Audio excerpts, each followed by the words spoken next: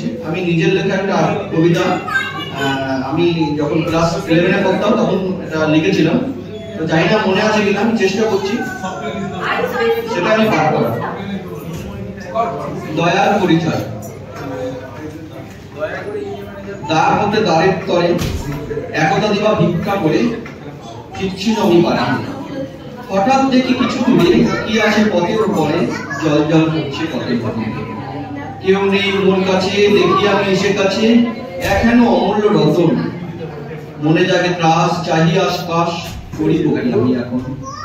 পারছি না যেতে ছেড়ে, দোষী আমি হব পরে। মনে জাগে ভয়, এ তো মোর নয়, ভাবিয়া অনেক পরে তুলে নেব হাতে করে এই সংশয়। মন চাহে না রতন, চাই একটু যতন। জানি না মুখ দেখে উঠেছি কার, বহু ক্লেশ সহ্য করে কিছু অপহরণ করে চালায় যে মোর ছোট্ট সংসার। তুলে নিয়ে আমি হাতে চলেছি মাটির পথে, অকস্মাৎ ভিক্ষু মোর কাছে আসিয়া বলে চাই ভিক্ষা কর দয়া। তাকে দেখিয়া হইল দুঃখ, সর্বদা নিয়েছি শুধু দাতারে যোগ্য নইতো কিছু। বেঁধেছি ছোট্ট কুলে, অদ্য এসেছে সুযোগ, নেই তো কোনো দুর্ভোগ, তবে কেন পেরে দেবো তোরে। সারা জনম ধরিয়া বহু কষ্ট করিয়া সুখ চেয়েছি আমি, তাই তো এর রতন নেই আর প্রয়োজন, এই নাও।